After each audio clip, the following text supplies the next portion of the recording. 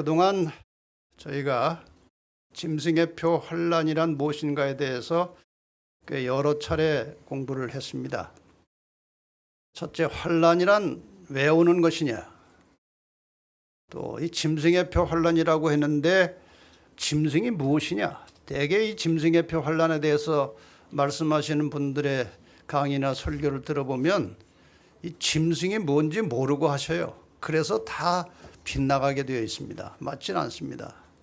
짐승이 무엇인지 좀 설명을 드렸고, 그 다음에 이 짐승의 표와 666이 무엇인가 말씀을 드렸고, 네 번째로 이제 종교연합과 일요일 법령에 대해서 또 설명을 좀 드렸습니다.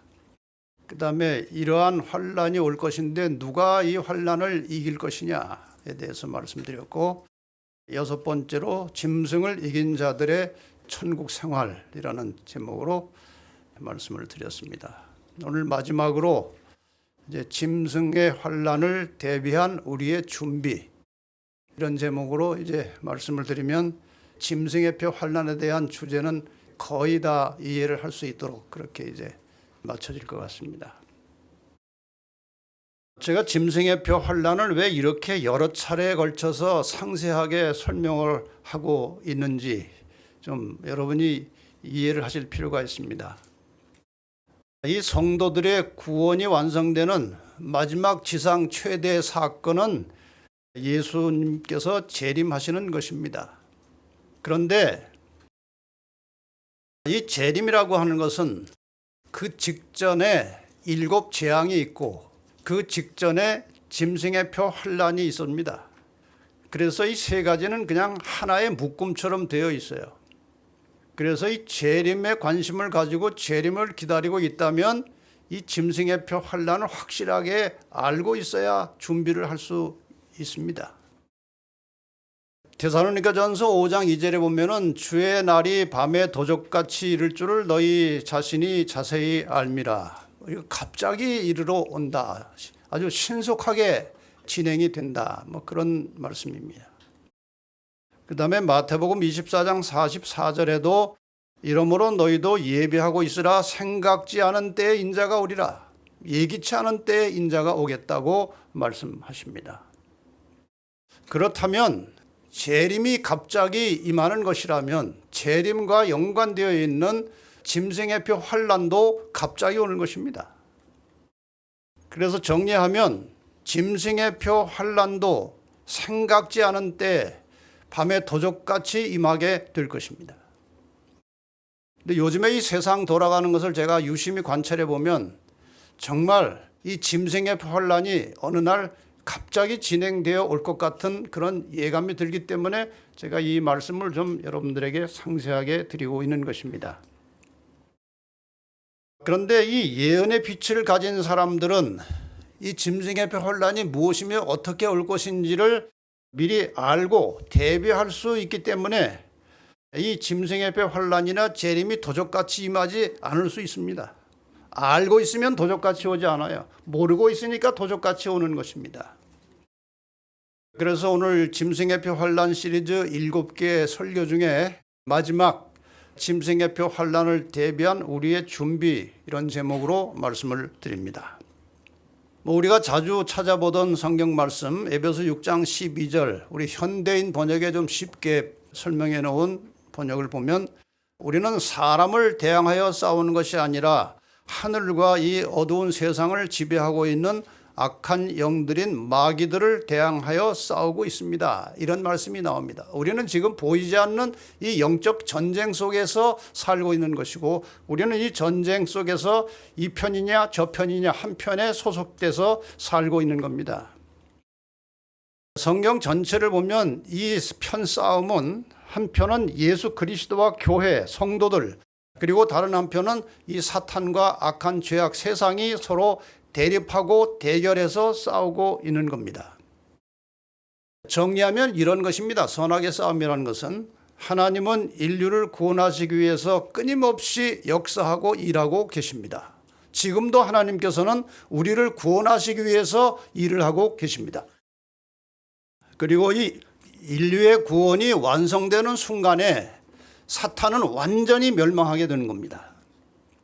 그래서 사탄은 인류의 구원을 방해하기 위해서 필사의 노력을 하고 있습니다. 이 구원의 사업이 완성되고 성공하지 못하도록. 그래서 선악 간의 싸움과 함께 이 사탄과 악의 세력이 성도들을 핍박하는 것은 필연적입니다. 사탄이 자기가 살려면 선을 죽여야 하는 겁니다. 그래서 이 선악의 싸움은 선택의 여지 없이 필연적으로 일어나고 있고 우리는 이 싸움 속에서 양편 중에 한 편에 소속될 수밖에 없는 겁니다. 그런데 이 전쟁의 성격을 보면은 이 전쟁터에서 악의 세력은 무력과 폭력을 사용하고 선에 속한 사람들은 박해를 당하는 겁니다. 이것이 선악의 싸움의 성격이에요. 하나님께서 이러한 핍박들을 성도들에게 교회에 허락하시는 이유는 이 성도들을 단련하셔서 하나님의 참 백성들을 가려내시기 위하여 이러한 시련과 핍박을 일단은 막지 않고 허락하십니다. 그래서 인류 역사의 마지막에 다시 말하면은 예수님께서 재림하셔서 그의 백성들을 구원하시기 직전에 임하게 될 사탄의 그 마지막 박해를 짐승의 표 환난이라고 하는 것입니다. 이 환난을 통해서 모든 사람들은 스스로 자기의 운명을 결정하게 될 것이고 그 결과에 대해서는 하나님을 원망할 수 없습니다. 이 환난 속에서 자기가 이쪽이냐 저쪽이냐를 선택하게 되어 있습니다. 자기 자유의지를 가지고. 그래서 그 선택의 결과에 대해서는 모두가 각자 책임을 지는 것이고 하나님을 원망할 수 없는 겁니다. 오늘 시간에는 그동안 여러분이 배우신 것들에 대한 복습, 반복 교육이 들어 있습니다. 다 총정리를 해야 되기 때문에. 그래서 그동안 이 인류의 역사를 통해서 있어 왔던 이 박해의 역사를 좀 복습을 하겠습니다. 하나님의 백성들은 역사를 통해서 늘 사탄의 세력, 이 세상의 세력으로부터 핍박을, 박해를 받아왔습니다. 1차적으로 선택된 하나님의 백성들은 이스라엘 민족들이었습니다. 이스라엘 민족들을 최초로 박해한 나라는 애굽이에요. 그 다음에 아수르, 그 다음에 바벨론, 그리고 페르시아, 그리고 그리스, 로마 제국에 의해서 이스라엘이 박해를 받았습니다. 사탄이 세상의 세력을 동원해서 이스라엘을 박해한 목적은 이스라엘을 통해서 자기의 머리를 상하게 할 여자의 후손 예수께서 출생할 것이기 때문에 그 이스라엘의 혈통을 단절시켜서 예수를 탄생하지 못하게 하거나 혹은 메시아가 오더라도 메시아에 대한 곡해, 오해 그리고 복음화를 방지하기 위한 목적으로 이스라엘을 핍박한 것입니다.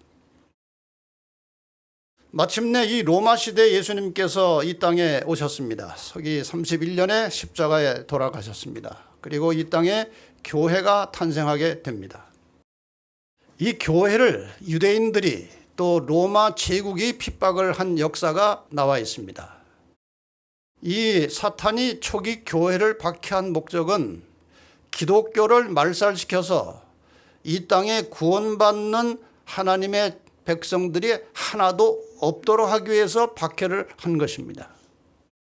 그런데 이 초기 교회가 세월이 흐르면서 이제 핍박을 많이 받았으나 서기 313년에 핍박이 일단 멈추게 되었고 교회에 많은 특권이 주어집니다. 그러면서 교회는 타락하게 되고 이 타락한 교회의 풍토 속에서 서기 538년에 교황권이 확립되고 중세교회 시대가 열립니다. 이 중세교회 시대에도 많은 충실한 그리스도인들이 이곳저곳에서 있었습니다. 로마 교회가 그들을 찾아내서 많이 죽였습니다. 순수한 하나님의 백성들, 말씀대로 살아가는 백성들을 많이 죽였어요. 그러다가 1517년에 종교개혁이 일어났고 이 종교개혁의 결과로 성경 중심으로 이제 개신교회들이 많이 탄생을 하게 됩니다. 이 종교개혁으로 시작된 개신교회도 또 엄청난 로마 교회의 박해를 받고 수천만 명이 죽었어요. 그런 끔찍한 과거의 역사가 분명히 있는 겁니다. 이제 중세교회나 개신교회를 박해한 목적은 이 기독교를 왜곡시키고 교리를 혼란시켜서 사람들이 진리를 찾지 못한 상태에서 하나님을 믿도록 하기 위해서 이 박해를 한 것으로 알고 있습니다. 드디어 1798년에 교황이 몰락을 합니다. 그래서 538년에 시작된 이 로마 교회의 1260년에 걸친 박해가 1798년에 종결이 되는 것입니다. 자, 그럼 이제 역사의 마지막에 공격을 받을 하나님의 백성들, 교회는 누군가? 그리고 누가 이들을 공격할 것인가? 그러니까 지금은 박해가 없는 것처럼 보이지만 이제 다음의 박해를 위한 준비 기간으로 보면 정확합니다. 지금 그런 과정을 거쳐가고 있다는 것이죠. 자, 그럼 이 마지막 시대에 등장할 사탄의 공격을 받을 대상이 과연 누군가에 대해서 계시록 12장 17절에 명백하게 나와 있습니다. 용이 사탄이 여자에게 교회에게 분노하여 돌아가서 그 여자의 남은 자손 교회를 다 타락시키고 세속화시켰는데 끝까지 하나님께 충실한 남은 자손들이 있다는 겁니다.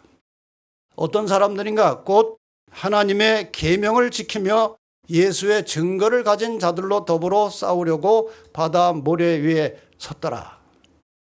이들을 공격하기 위해서 계시록 12장 17절에서 바로 13장 1절이 이어지는 것입니다. 그러니까 계시록 12장 17절에 출현한 이 남은 자손들을 누가 공격할 것이냐? 사탄이 이들과 싸우려고 바다 모래 위에 섰다라고 그랬어요. 그런데 참 놀랍게도 내가 보니 바다에서 한 짐승이 나왔다고 그랬어요. 이 나온 짐승은 하나님의 남은 백성들, 그 계명을 지키는 백성들을 공격하기 위해서 출현한 짐승이에요. 그래서 이 마지막 시대에 이 계명을 지키는 자들을 공격하기 위해서 이 바다에서 한 짐승이 나옵니다. 물론 이 주체 세력은 용이고 사탄입니다. 근데 이 사탄이 이용할 이 지상의 세력이 짐승으로 표상돼서 나오는 것입니다. 이 짐승이 계명을 지키는 자들을 공격할 것이다. 이것이 계시록 12장과 13장이 가르쳐주는 매우 중요한 단서입니다. 자, 이제 물에서 올라온 그 짐승은 과연 무엇이고 어떤 모양으로 그 백성들을 공격할 것이냐? 뭐 이미 여러 번 공부를 많이 하셨지만 다시 한번 정리해 드리겠습니다. 계시록 13장 1절과 2절에 보니까 내가 보니 바다에서 한 짐승이 나오는데 성경에서 짐승은 어떤 국가적 세력을 말하는 것입니다. 나오는데 뿔이 어려 머리가 7이라. 그 다음 말씀이 중요해요. 이 짐승에게 누가 힘을 주었습니까? 용이 자기의 능력과 보좌와 큰 권세를 그에게 주었더라. 이 올라온 짐승, 이 국가적 세력에게 사탄이 힘을 주었다는 것입니다.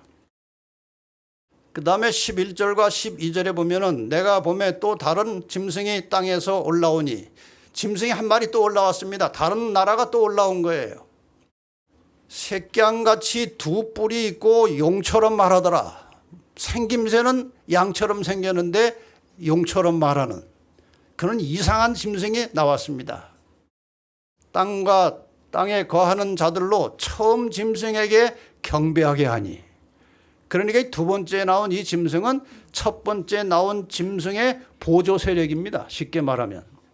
자, 첫 번째 짐승의 모양은 이런 것입니다. 뭐 복잡하게 생겼죠. 뭐 입은 사자 입인데 몸은 표범이고 발은 곰발이고 뭐 머리가 7개 달리고 뿔이 10개고 참 복잡한 짐승이에요. 뭐 여러분 다 아시는 공부를 했기 때문에 그저 결론을 말씀드리면 이 짐승은 교황권, 바티칸 제국을 말하는 것입니다. 이 교황권을 도와서 이 마지막 시대에 사탄의 일을 대행할 또 하나의 세력은 양같이 생겼지만 결국은 용처럼 변질될 이 새끼양같이 생긴 짐승은 미국을 말하는 것입니다. 미국이 청교도의 정신으로 시작했으니까요.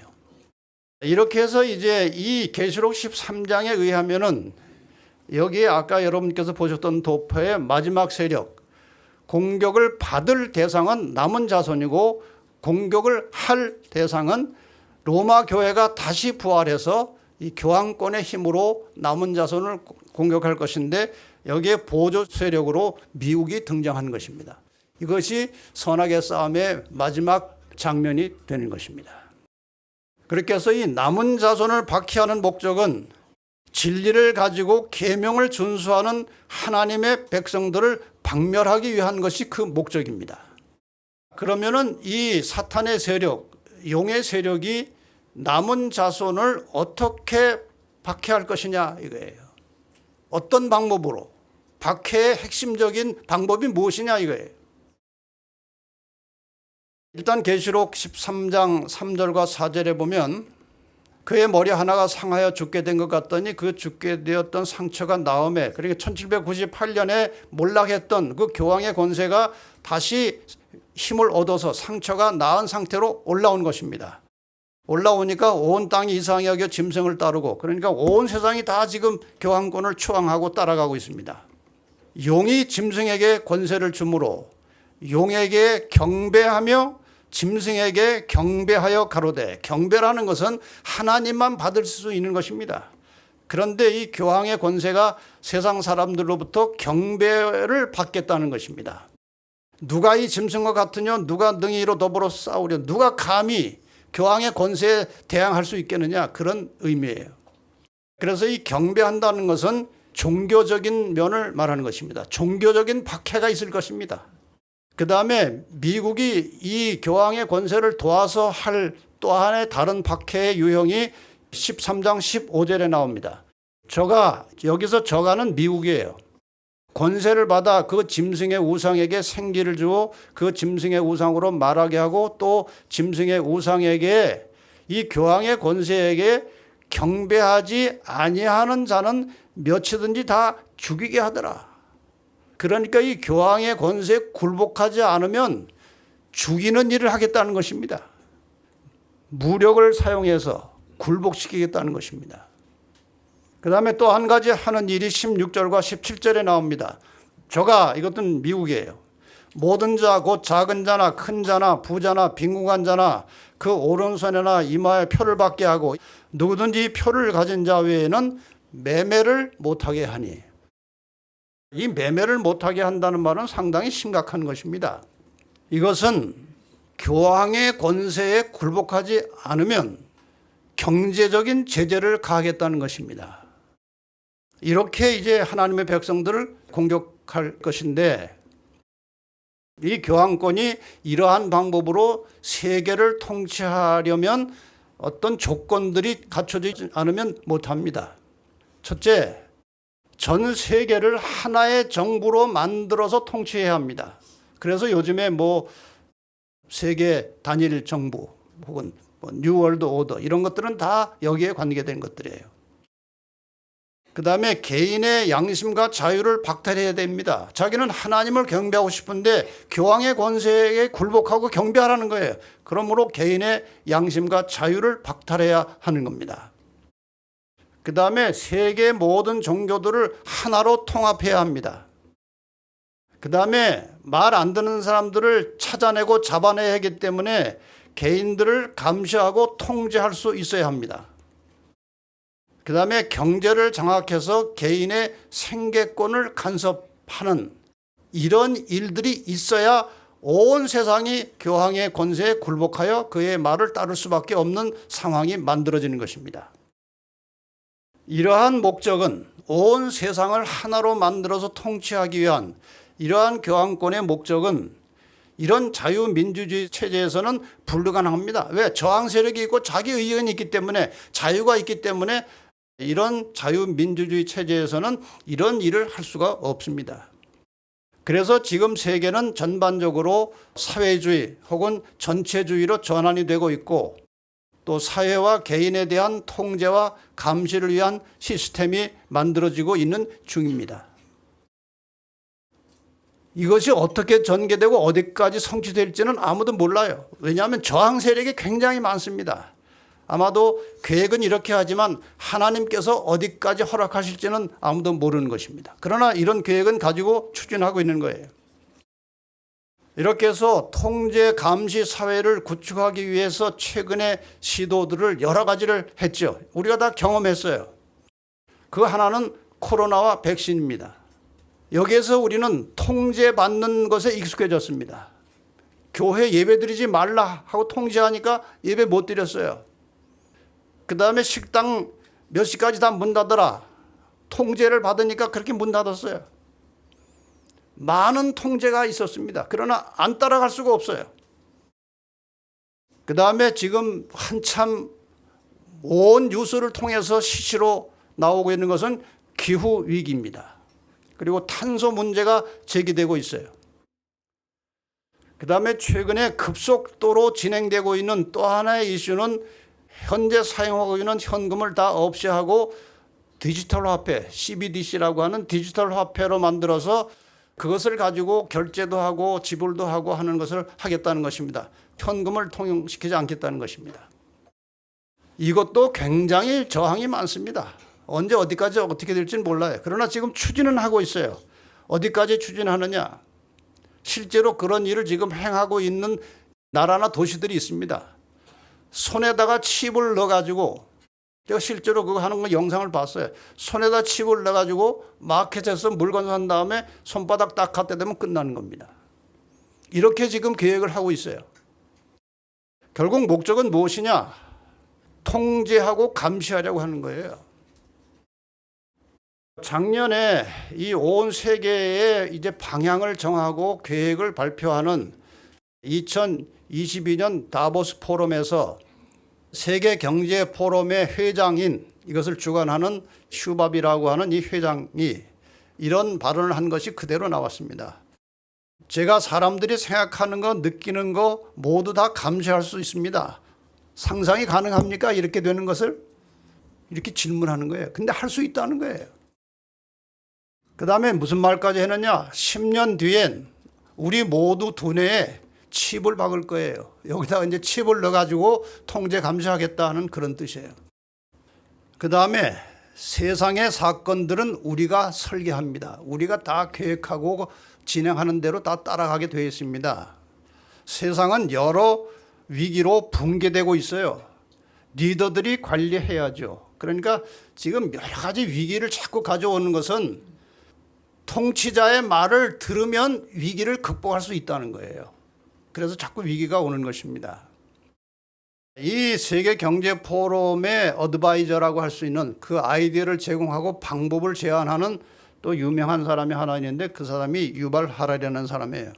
이 사람이 무슨 말을 했는가 하면은 인류는 이제 신의 파괴 능력과 창조 능력을 가지게 되었어요. 신처럼 할 수 있다는 거예요, 앞으로. 정부는 여러분의 동선만 감시하는 게 아니라 이렇게 움직여 어디로 돌아다니는지 뭐 그 정도를 넘어서 실시간 신체 정보도 수집할 거예요. 어디가 아프고 어디가 병 났는지 그런 것까지 다 이제 그 정보를 수집할 수 있다는 것입니다. 근데 이런 말들을 하면 많은 사람들이 음모론이라고 말합니다. 이 음모론이라는 말은 이런 음모를 계획하는 사람들이 만들어낸 용어고 이 용어를 그냥 언론에서 사용하고 있는 것입니다. 음모론이 아니에요. 자, 여기 미국에 가장 영향력 있는 앵커, 터커 칼슨이라는 앵커가 있어요. 지금 이 사람이 미국에서 굉장한 바람을 일으키고 있어요. 이 사람 아주 보수적인 앵커입니다. 이 사람이 이런 말 했어요. 방송에서. 폭스뉴스 방송에서. 이젠 음모론이 매우 흔한 단어가 되었고 정부나 언론의 주장에 의혹을 제기하면 모두 음모론이라고 낙인을 찍습니다. 실제인데도 불구하고 정부가 혹은 언론기관이 어떤 주장을 할 때 그거 사실이 아니라고 사실을 밝히려고 하면 전부 다 음모론이라고 낙인을 찍는다는 것입니다. 근데 그건 세상 물정을 모르는 것입니다. 여기 실제로 이런 계획에 개입되어 있는 미국 조지타운 대학의 캐롤 퀴클리 교수가 1996년에 지은 비극과 희망이라는 책에 이런 기록을 했습니다. 대중은 이미 세계 정복을 목표로 하는 소수의 강력한 그룹의 주관 아래 있다. 나 자신도 그 그룹에 소속되었다. 그러나 우리는 이것을 음모론이라고 말할 수 없다. 왜냐하면 이 그룹은 상징들과 신조들과 기념물들을 통해 자신의 정체를 명백히 밝히고 있다. 자기들이 다 이것을 하고 있다고 밝히고 있는데도 사람들이 잘 모르고 음모론이다, 음모론이다 그렇게 말하는데 그것은 음모론이 아니라는 거예요. 실제로 그런 일이 진행되고 있다는 거예요. 이분은 참 대단한 사람입니다. 지금 뭐 나이가 거의 뭐 100세가 다 된 것 같은데 아직도 세계 정치에 막대한 영향을 미치는 키신저라고 하는 사람이 1991년에 이런 말을 했어요. 만약 외부로부터 우리의 존재를 위협하는 무엇이 있다는 말을 듣는다면, 어떤 위험한 요소들이 자꾸 우리에게 다가오고 있다는 말을 듣는다면 세상의 모든 사람들은 자신을 이 악에서부터 구출해 달라고 간청할 것이다. 이런 모든 재난과 아주 혼란스럽고 복잡한 두렵고 공포스러운 일들이 일어나면은 여기에서 자신을 구해 달라고 간청할 것이다. 그 말이에요. 모두가 두려워하는 한 가지는 불확실성에 대한 것이다. 두려운 것입니다. 앞으로 어떻게 될지 무서운 거예요. 이 시나리오가 공표되면 세계 정부가 제공할 개인의 안녕을 보장받기 위해서 개인의 권리는 자발적으로 포기하려 할 것이다. 자꾸 이렇게 뭐 팬데믹이나 뭐 이런 뭐 기후 문제나 이런 것을 위기감을 조성하면 사람들이 이것을 해결하고 여기에서 벗어나기 위해서 정부에게 의존한다는 것입니다. 이걸 빨리 해결해 달라고. 그런데 정부에서 이것을 해결하려면 개인의 권리나 자유를 포기해야 된다. 그러면은 그렇게 해서라도 해결해 달라. 그런 분위기가 지금 만들어지고 있다는 것입니다. 여기 파우치라는 사람은 미국 감염병 연구소장이고 코로나가 이제 한참 성행할 때 가장 이름이 자주 등장한 그쪽 분야의 세계적인 책임자고 권위자였습니다. 지금은 아마 다른 사람이 하는 것 같은데 시기를 잘 보세요. 2017년 2월 조지타운 대학에서 강의를 할 때 이런 말을 했어요. 코로나가 언제부터 왔죠? 2020년 초에 왔습니다. 2017년이면 3년 전이에요. 그런데 강의 내용 중에 이런 강의를 한 것입니다. 트럼프 정부 동안에 전염병에 대한 위협이 있을 거예요. 조만간 예상치 못한 전염병이 터질 거예요. 이미 다 알고 있었어요. 그러니까 이 전염병은 절대로 우연히 생긴 게 아니에요. 계획된 것이라는 사실, 미국 지금 방송에서 다 말하고 있어요. 제가 왜 이러한 말씀을 여러분에게 소상하게 드리는가 하면은 이런 것들이 다 마지막 계시록 13장의 예언을 성취해가는 과정이 있기 때문에 제가 이 말씀을 드리지 않을 수가 없는 것입니다. KBS 뉴스에서 나온 자막입니다. 지구 존폐, 지구가 존재하느냐 망가지느냐 10년 내에 결정된다. 유엔의 섬뜩한 경고 내용이라는 것입니다. 섬뜩한 경고, 위협 이런 것들을 자꾸 사람들에게 이렇게 주입을 시키는 거예요.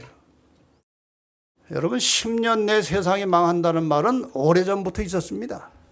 잘 보시면 1972년에 UNEP이라고 하는 것은 UNEP라고 하는 것은 유엔 환경계획기구예요. 유엔의 기구입니다. 여기에 창립 사무총장인 모리스 스트롱이라는 사람이 1972년에 한 말 중에 하나가 재앙으로부터 세상을 구하려면 10년밖에 남지 않았습니다.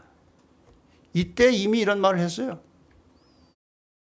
1982년에 이집트 과학자이면서 역시 그 이후에 그 UNEP의 사무총장을 했던 토스타파 톨바라고 하는 사람이 1982년에 다시 재앙으로부터 세상을 구할 시간은 18년밖에 남지 않았다. 다 지났습니다. 그 기간이 이미. 그 다음에 1989년에 노엘 브라운이라는 사람은 이 UNEP, 유넵의 뉴욕 지부의 사무총장입니다. 1989년에 재앙으로부터 세상을 구하려면 10년밖에 남지 않았다. 이 이야기는 오래전부터 환경학자들이 해온 것입니다. 그런데 지금 또 하고 있어요. 이것이 여러분과 제가 살고 있는 이 세상에 돌아가는 실제 상황입니다. 그러니까 자꾸 위협을 하고 겁을 주어서 사람들을 이제 공포심과 두려움에 사로잡히게 만든 다음에 정부나 지도자들의 말을 제대로 들으라. 이제 그런 하나의 경고입니다. 시키는 대로 하라는 거예요. 여기 교회 증언 407페이지 8페이지에 이렇게 적절하게 이 시대를 표현하고 있습니다. 억제하시는 하나님의 영이 지금 세상으로부터 거두어지고 있다. 허리케인, 폭풍, 태풍, 화재, 홍수, 재난. 지금 우리가 눈에 보는 이런 현상들입니다. 등이 꼬리를 물고 신속히 일어난다. 과학은 이 모든 것을 설명하고자 애쓴다. 하나님의 아들의 오심이 가까움을 알리는 우리 주위의 허다한 징조들은 참된 원인이 아닌 다른 원인에 의한 것으로 이해된다. 지금 일어나고 있는 이 모든 현상들은 재림의 징조가 매우 가까웠다는 사실을 알려주는 소리예요. 근데 자꾸 원인을 다른 것에서 찾고 있다는 것입니다. 사람들은 하나님의 종들의 이마에 인치기까지 내 바람이 불지 못하도록 억제하는 파수꾼 천사들을 분별하지 못한다. 여러분 계시록 7장에 보면 그런 말씀이 있습니다. 땅의 사방에 바람을 붙든 네 천사가 이 세상에 전쟁이나 재난이 크게 일어나지 않도록 붙들고 억제하고 있다는 그런 말씀이 계시록 7장에 나옵니다. 그것 때문에 지금 요 정도지 그것이 풀어지면 감당할 수 없는 일들이 벌어질 거라 이것입니다. 그러나 하나님께서 천사들에게 바람을 놓으라고 명령하시면 글로 묘사할 수 없는 요란한 장면이 펼쳐질 것이다. 이 바람을 언제까지 붙들라고 되어 있는가 하면은 내 종들의 이마에 인치기까지, 그러니까 구원받을 백성들이 확정될 때까지는 아직 바람을 놓지 말라는 거예요. 지금 우리가 살고 있는 이 위태로운 세상은 무슨 기간인가? 하나님께서 자기의 구원할 백성들을 하나씩 하나씩 확정해 나가는 시간이에요. 이런 시기에 우리는 살고 있는 것입니다. 자, 그러면은 이 마지막 짐승의 표 환난을 우리가 어떻게 대비할 것이냐? 다시 한번 이 말씀을 보겠습니다. 데살로니가전서 5장 2절에 주의 날이 밤에 도적같이 이를 줄을 너희 자신이 자세히 알미라. 이 도적같이 온다는 말을 누가복음 17장 35절에 이렇게 표현합니다. 두 여자가 함께 매를 갈고 있으며 이 맷돌을 같이 돌리고 있으며 하나는 데려감을 당하고 하나는 버려둠을 당할 것이니라. 이 두 사람이 매를 갈고 있다가 한 사람은 구원을 받아서 올라가고 한 사람을 멸망되겠다 그 말이에요.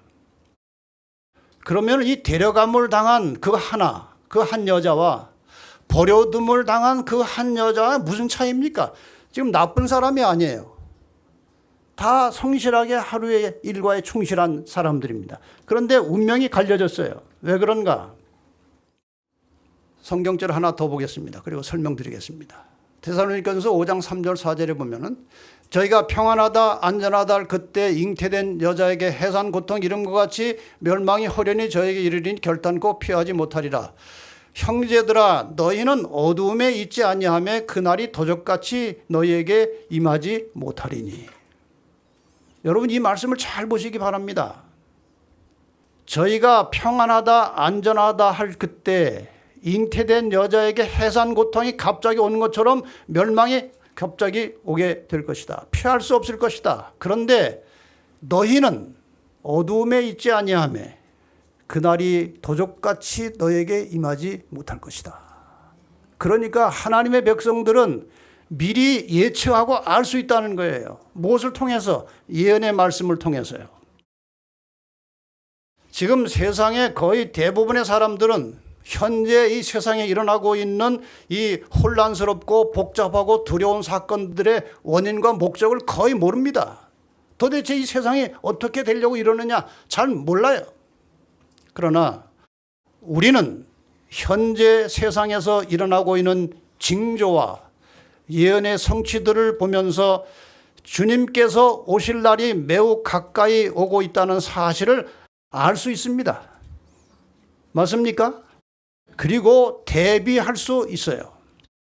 그러니까 여기 맷돌을 갈고 있던 두 여자 중에 하나는 빛 가운데 살던 사람이에요. 미리 알고 있고 준비하고 살던 사람이고 하나는 그냥 흑암 속에서 뭣도 모르고 살던 사람이에요. 그래서 이렇게 나눠지는 것입니다. 자, 베드로후서 1장 19절에 보면은 예언에 대해서 이런 설명이 나옵니다. 또 우리에게 더 확실한 무엇이 있어? 예언이 있어. 어두운 데 비치는 무엇과 같으니? 등불과 같으니 이 어두운 세상을 똑바로 갈 수 있도록 안내하는 등불과 같은 것이 있는데 그것이 성경의 예언이라는 것입니다. 그 예언에 의하면 이 종말 시대에 일어날 환란을 계시록 13장이 예언하고 비춰주고 있습니다. 여러분이 좀 전에 공부하셨듯이 이 마지막 종말 시대의 환란에 등장할 악의 세력은 공부하신 대로 교황권과 미국입니다. 이들이 과연 어떤 방식으로 하나님의 백성들을 박해할 것이냐. 이미 읽어보신 말씀 제가 이제 다시 확인해서 어떤 방식으로 전개될 것인지 설명을 드리려고 하는 것입니다. 계시록 13장 5절. 저가 권세를 받아 그 짐승의 우상에게 생기를 주어 그 짐승의 우상으로 말하게 하고 또 짐승의 우상에게 경배하지 아니하는 자는 몇이든지 다 죽이게 하더라. 그러니까 종말의 하나님의 백성들은 죽음의 위협을 받는다는 것입니다. 죽음의 위협에 대하여 어떻게 대비할 것인지 설명을 드리려고 하는 것입니다. 이 하나님께 충성 다하고 하나님을 제대로 바르게 섬기다가 죽을 뻔했는데 살아난 이야기들이 다니엘서에 나옵니다. 다니엘서는 종말의 책입니다. 그러므로 다니엘서의 이야기들도 종말의 성도들에게 교훈을 주기 위한 것입니다. 여러분이 이 사진을 보시면 금방 압니다. 무슨 뜻인지. 여기에 다니엘 세 친구들은 어떤 사람들이 어떤 명을 받았습니까? 이 두라 평지에 세워진 우상에게 절하지 않으면 풀무불에서 죽는다는 거예요. 죽을 줄 알면서도 절하지 않았습니다. 결과는 살아났습니다. 다니엘이 지금 이때 드리는 기도는 다른 때 드리는 기도와 다른 것입니다. 다른 때는 자연스럽게 마음대로 기도했어요. 근데 지금 여기서 저쪽에서 누가 이렇게 망을 보고 있잖아요. 뭘 하고 있나? 저 상태에서의 기도는 무엇입니까? 그 당시 왕 이외에 다른 신에게 기도하면 사자굴에서 죽는다는 그런 명령이 떨어진 이후에 기도하는 것입니다. 그 죽을 각오하고 하는 거예요. 결국은 살았습니다. 이것이 마지막 때 일어날 드라마예요.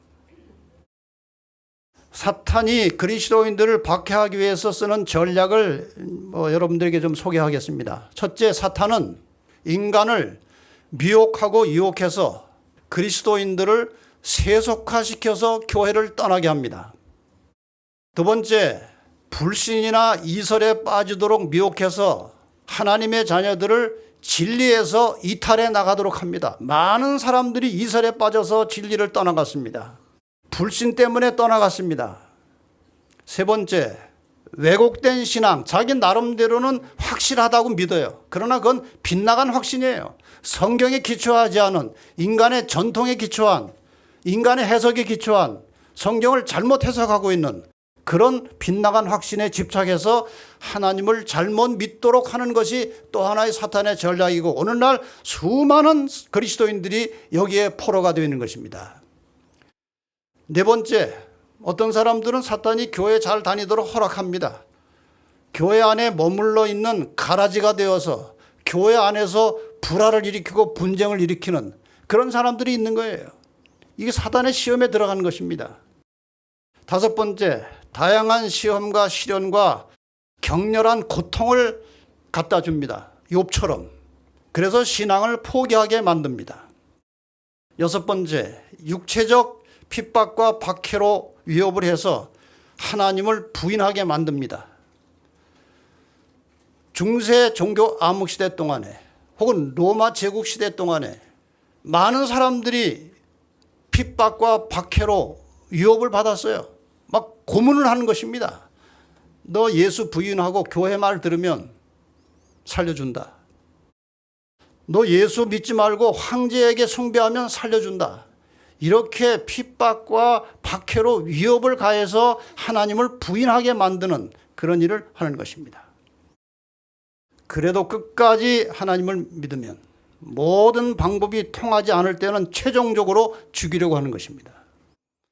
이것이 사탄의 전략이에요. 자, 그러니까 이 짐승의 표 환난을 이기려면 이 사탄의 7가지 전략을 잘 극복해야 될 것이고, 특별히 7번을 죽이려고 하는 그런 박해와 그런 위협을 극복하려면 순교자의 신앙을 가져야 하는 것입니다. 그래서 예수님께서 이렇게 말씀하셨습니다. 마태복음 16장 24절에 이에 예수께서 제자들에게 이르시되 아무든지 나를 따라오려거든 자기를 부인하고 자기 십자가를 지고 나를 좇을 것이니라. 십자가의 결말은 죽음이에요. 그러니까 나를 따라오려면, 나와 함께 하늘에서 살려면 죽을 각오를 하라는 거예요. 마가복음 8장 35절에 누구든지 제 목숨을 구원코자 하면 잃을 것이요 누구든지 나와 복음을 위하여 제 목숨을 잃으면 구원하겠다. 목숨을 살리려고 애쓰는 자들은 결국 목숨을 잃을 것이다. 그러나 목숨을 걸고 나와 복음을 위해서 충성하는 자들은 살게 될 것이다. 이것이 성경이 말하는 생명과 죽음의 법칙입니다. 그래서 계시록 2장 10절에는 내가 죽도록 충성하라 그리하면 내가 생명의 면류관을 내게 주리라고 말씀하셨습니다. 하나님께서는 이 종말의 시대에 그의 백성들에게 닥쳐오는 죽음의 위협에서 구출해 주실 것입니다. 다니엘과 그 친구들을 구원하신 것처럼 그들은 다 살아서 승천해서 구원받을 사람들이기 때문에 그냥 순교에 내버려 두시면 살아서 구원받을 자들이 아무도 없어요.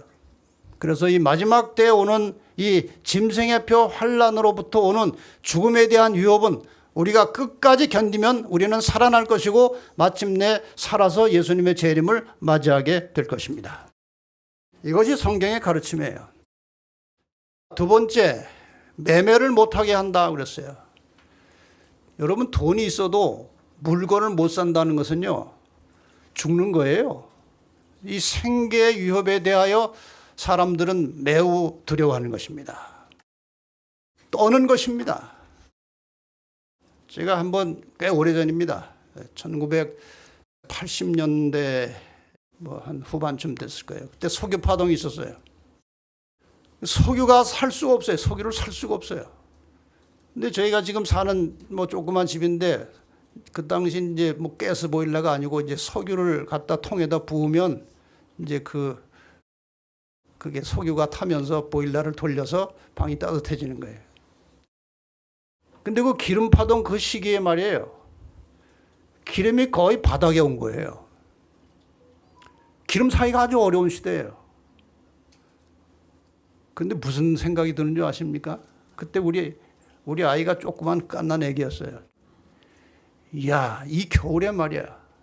기름을 못 사가지고 난방이 안 돼서 이게 방이 추워지면 이 아이가 어떻게 될까? 그런 생각이 오는 거예요. 그런 상황에서 석유를 줄 테니까 이거 해라 저거 해라 그러면 꼼짝없이 할 것 같더라고요. 생계 위협은 무서운 거예요. 자, 그런데 우리가 이 마지막 시대에 닥쳐오는 매매를 못하게 함으로써 이르러 오는 생계의 위협을 극복하려면요, 정말 하나님을 전적으로 믿어야 돼요. 엘리야가 숨어서 살았습니다. 여러 해 동안. 먹을 것이 아무것도 없어요. 그런데 이 상황에서는 하나님께서 까마귀를 통해서 엘리야에게 떡을 갖다 주셨습니다. 지금 5천 명이 모여가지고 밥을 제대로 먹지 못하면서 여러 시간 2, 3일 가까이 예수님의 말씀을 듣고 있는 거예요. 배가 고파요. 어디 가서 빵을 사다가 주기도 쉽지 않은 상황이에요. 이런 상황에서는 예수님께서 보리떡 5개하고 물고기 2마리를 가지고 오셔서 이 5천 명을 먹이셨어요. 얼마나 놀라운 역사입니까? 이렇게 엘리야를 먹이신 하나님, 보리떡 5개, 물고기 2마리, 그거 사실 없어도 예수님이 먹일 수 있어요.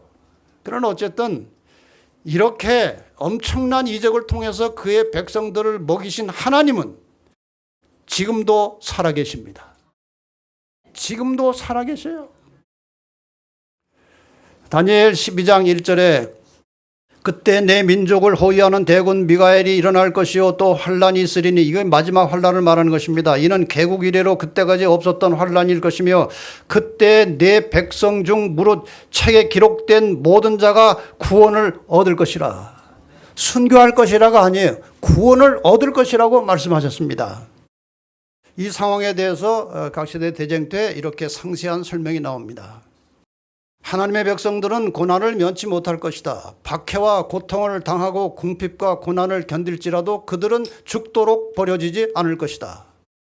엘리야를 보호해 주신 하나님께서는 자아를 희생하고 있는 당신의 자녀들을 한 사람도 지나쳐 버리지 않으실 것이다. 그들의 머리털까지 세시는 하나님께서는 그들을 보호해 주실 것이며 기근의 때에도 그들의 필요를 채워주실 것이다. 악한 자들이 기근과 질병으로 죽어갈 동안 천사들은 의인들을 보호하고 그들의 필요를 채워줄 것이다. 의롭게 행하는 자들에게 그 양식은 공급되고 그 물은 끊치지 아니하리라는 약속이 있다. 여러분, 이 마지막 때에는요, 이 환란이 극도에 달할 때에는 우리가 의지할 수 있는 것은 아무것도 없습니다. 하나님께서만이 우리를 살려주시는 것입니다. 그래서 우리는 지금부터 전적으로 하나님을 신뢰하고 믿고 살아가는 그런 믿음을 개발해야 하는 것입니다. 그리고 종말의 시대 언젠가는 우리가 가진 모든 재산이 무용지물이 될 때가 반드시 올 것입니다. 부동산도 아무 의미가 없고 현금도 사용할 수 없게 될 때가 올 수밖에 없고 지금 그런 환경이 만들어지고 있어요. 그러므로 이 종말의 그리스도인들은 재물 관리에 있어서도 특별한 지혜가 필요한 것입니다. 여기 그리스도인들의 재물 관리 원칙에 대해서 제가 잠깐 말씀을 드리겠습니다. 그리스도인은 자신의 모든 재물을 하나님이 맡겨주신 선물로 생각하고 그 재물들을 주로 구호사업과 선교사업에 사용하는 것이 우리의 재물 관리의 기본 원칙이에요. 그 다음에 짐승의 표 환란이 시작되면 재산과 재물이 무용지물이 될 수 있음을 염두에 두고 재물 사용에 대해서 항상 기도하라고 그랬어요.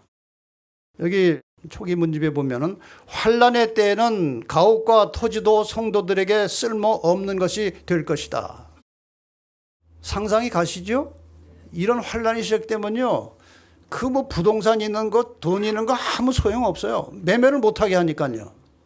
땅 팔 수도 없고 돈 있어도 못 사는 거예요. 이는 그들이 폭도들이 노도처럼 들이닥치기 전에 피해 달아나야 할 것이기 때문이다.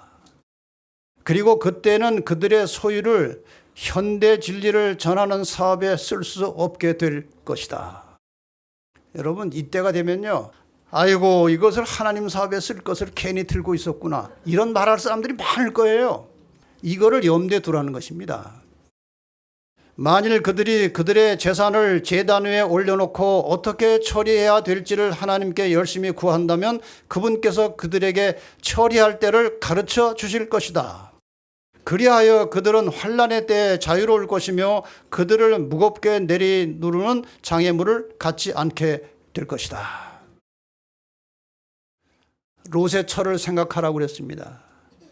롯의 처가 뒤에 두고 온 재산, 재물 생각하고 쳐다보다가 소금기둥이 되었습니다.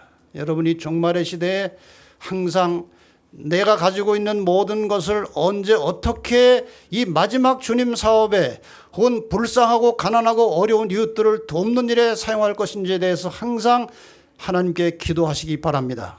하나님께서 적절한 방법과 때를 가르쳐 주실 것입니다. 이제 마지막 세 번째입니다. 경배를 강요하는 것입니다. 용에게 경배하며 짐승에게 경배하도록 강요를 당하는 것입니다. 그래서 이 세 번째 그들의 박해와 핍박의 방법은 경배를 강요하는 것입니다. 이미 이것은 첫 번째 죽음의 위협에 대해서 이미 설명을 간접적으로 드렸습니다만은 조금 다른 측면에서 설명을 하려고 합니다. 지금요, 세상에 수많은 세력들이 교황의 권세에 거의 따라가고 있습니다. 계시록 13장 8절에 보면요.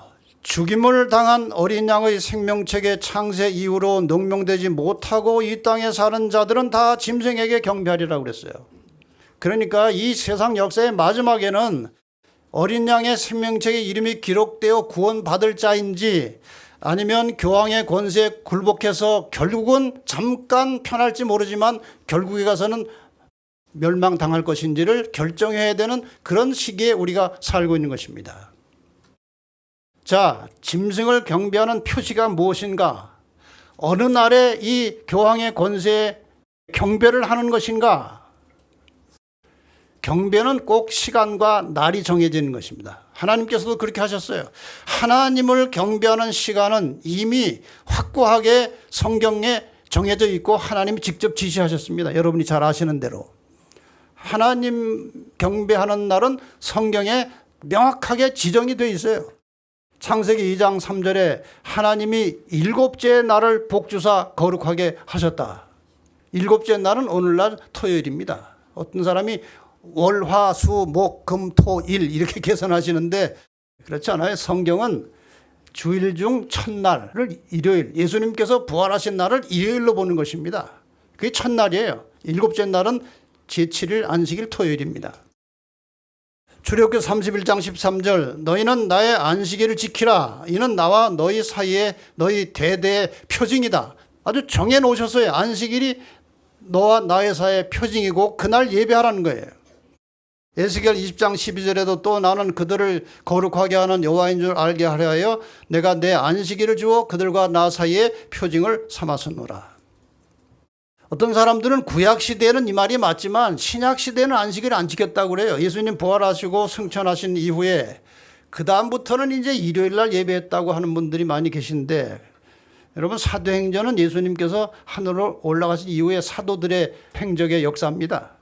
사도행전 16장 13절에 사도 바울 일행이 빌립보에서 안식일이 되는데 거기서 회당이 없는 거예요. 그래서 안식일에 우리가 기도처가 있는가 하여 문밖 강가에 나가 거기에 앉아서 모인 여자들에게 말하더니 사도 바울은 가는 곳마다 안식일에 회당에 들어가서 안식일을 지켰습니다. 사도행전에. 빌립보에 가는데 회당이 없어요. 그래서 바깥에 조용한 곳에 이제 예배하러 나갔더니 거기에 앉아서 예배 드리는 여자들이 있더라 이거예요.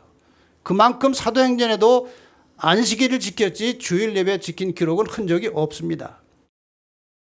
그래서 하나님께서는 그 안식일에 대한 명령을 10계명 속에 넷째 계명 속에 명시해 놓으셨습니다. 그런데 이 교황의 권세는 마지막 때를 대비해서 그들의 계명을 따로 만들었습니다. 천주교의 10계명은 세 번째 계명이 주일을 지키고라고 되어 있어요. 이것이 마지막 시대에 하나님의 백성이냐 그 반대편에 서 있느냐를 결정하는 매우 중요한 단서가 되는 것입니다. 하나님을 경배하느냐 짐승의 권세에 굴복하느냐를 결정하는 문제는 이 안식일과 주일입니다. 그래서 하나님의 십계명은 생명책에 이름이 기록된 자들이 지키는 법이고 주일을 지키는 것은 결국 짐승을 숭배하는 자들이 지키는 법이 되어서 이것이 인간의 영원한 운명을 결정하는 것이 마지막 시대의 중요한 사건이에요. 제가 최근에 이제 책을 찾다가 이 서던 워치맨이라는 책에 YC 1904년 6월 28일에 기고한 내용을 보게 되었어요. 이런 내용이 나와요. 막중한 직책을 맡은 사람들이 안식일을 무시하고 경시할 뿐 아니라 신성한 강단에서도 신자들에게 주일 중 첫째 날을 지켜야 한다고 촉구하면서 인간이 만들어 놓은 제도를 통해 전통과 관습을 따르도록 호소할 것이다. 이 마지막 시대에. 그들은 육지와 바다에 이르는 재난들, 즉 폭풍, 홍수, 지진, 화재 등이 일요일을 거룩히 준수하지 않았기 때문에 하나님이 내린 진노의 심판이라고 지적할 것이다. 여러분 지금 기후위기와 탄소 문제를 온 세상이 떠들썩하게 지금 들춰내고 있습니다. 탄소 감축 방법으로 석유, 석탄 등 이 화석 연료를 사용하지 말아야 된다. 동물을 많이 사육하면 거기에서 또 탄소가 나온다. 자동차 사용하면 거기서도 탄소가 나온다. 이런 탄소 감축 방법을 계속 강조하고 있는데 아직 나오지 않았지만 분명히 그런 날이 올 것이라고 예측할 수 있는 것이 온 세상이 일요일 하루만 모든 자동차 운행을 중단하고 모든 상업 활동을 중단하면 그것이 탄소 감축의 최고의 방법이라고 나올 것입니다. 이런 것이 지금 서서히 예측되고 있는 것입니다. 그래서 아마도 일요일 날 쉬라고 하는 그런 명령이 나오면 일요일 날 짐승에게 경배하는 그런 문제까지 같이 따라 나올 것이고 그것에 동조하지 않는 자들, 다른 날 예배하는 자들에 대한 핍박이 분명히 올 것입니다. 그런데 일요일 날 하루 쉰다고 해서 지금 이런 문제들이 해결될까요? 해결되지 않아요. 자연재해는 더욱 증가할 것입니다. 하나님의 인침을 받은 사람들이 확정되면서 바람을 붙잡은 천사가 손을 서서히 놓으면 인간들이 감당할 수 없는 일들이 벌어져 나갈 것입니다. 그러니까 그런 일들이 일요일 날 쉬는데도 불구하고 계속해서 재난이 일어나면 어떻게 할 것인가? 이런 재앙은 갈수록 늘어나며 꼬리에 꼬리를 물고 이어질 것이다. 하나님의 율법을 폐한 자들은 넷째 계명인 안식일을 준수하는 적은 무리를 가리켜 세상의 진노를 초래한 자들이라고 말할 것이다. 일요일을 강제 휴업함에도 불구하고 문제가 계속 벌어지고 있으면 그 다음 단계는 이 안식일을 지키는 자들 때문에 재난이 그치지 않는다. 그렇게 이제 핑계를 댄다는 것입니다. 그러면 어떻게 해야 합니까? 안식일을 지키는 자들을 다 없애버리면 재난이 끝날 것이다. 결론은 그거예요. 그래서 핍박이 오는 것입니다. 그 다음 인용문을 보십시다. 교회증언 7권 141페이지입니다. 하나님의 율법을 인간의 율법으로 대체하는 것, 순전히 인간의 권위에 의해 성경의 안식일 대신에 일요일을 높이는 것은 드라마의 마지막 장면이다. 역사가 그건 끝났다는 거예요. 이 대치가 그러니까 안식일 대신 일요일을 대체해서 그날 교황의 권세에 굴복하라고 하는 것이 세계적이 될 때에 하나님께서는 당신 자신을 나타내실 것이다. 그분은 지구를 무섭게 흔들기 위하여 위험 중에 나타나실 것이다. 그분은 세상 거민들의 죄악을 징벌하기 위하여 당신의 처소에서 나오실 것이며 땅은 그의 피를 드러내고 더 이상 그의 파멸을 가리우지 않을 것이다. 시편 119편 126절에 저희가 주의 법을 폐하여 싸우니 지금은 여호와의 일하실 때니이다. 하나님께서 마지막에 그 법이 완전히 폐지된 상태로 온 세상 사람들이 교황의 권세에 굴복하고 하나님의 말씀을 따라 순종하는 자들에게 핍박이 공식적으로 노골적으로 시작되면 하나님께서 이 땅에 나타나실 것입니다. 이것이 역사의 마지막 장면이에요. 결론을 말씀드리고 마치겠습니다. 짐승의 표 환난을 이길 자들은 전적으로 하나님의 능력을 의지하는 확고부동한 믿음을 가지고 살아야 합니다. 하나님의 계명을 순종하는 일 외에 세상 사람들로부터 흠잡힐 일이 없도록 모든 일에 충실하고 모범이 되어야 합니다. 다니엘과 그 세 친구들은 흠잡을 데가 없었습니다. 단지 왕의 명령에 순종하여 다른 신을 섬기거나 기도하는 그런 일을 하지 않은 것 외에는 잘못한 것이 아무것도 없었어요. 마지막 시대 성도들이 그렇게 살아야 된다는 것입니다. 하나님의 법을 지키고 계명을 순종하는 일이 있어서 반석같이 굳건한 확신을 가지고 타협하는 일이 없어야 합니다. 적당하게 믿는 것이 아니고 전적으로 확고한 믿음을 가지고 주의 말씀 따라 순종하라는 것입니다. 핍박하는 자들을 두려워하거나 비난하거나 무시하지 말고, 이 말 중요합니다. 우리를 핍박하는 자들을 두려워할 필요도 없지만 그 사람들을 비난하거나 무시하면 안 됩니다.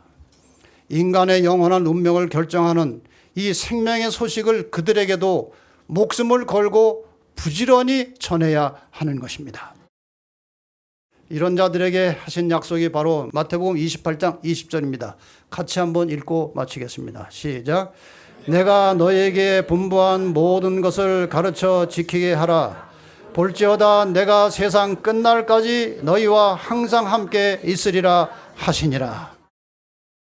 이제 주님께서 곧 오실 것이고 그 직전에 짐승의 표 환난은 아마도 극도에 달할 것입니다. 그때 넘어지지 마시고 끝까지 확고한 믿음으로 주의 말씀에 굳게 서서 지키시고 하나님께 순종하시다가 주님 오시는 그날 다 들림을 받고 천국에 들어가는 성도들이 되시기를 바라면서 말씀을 마치겠습니다.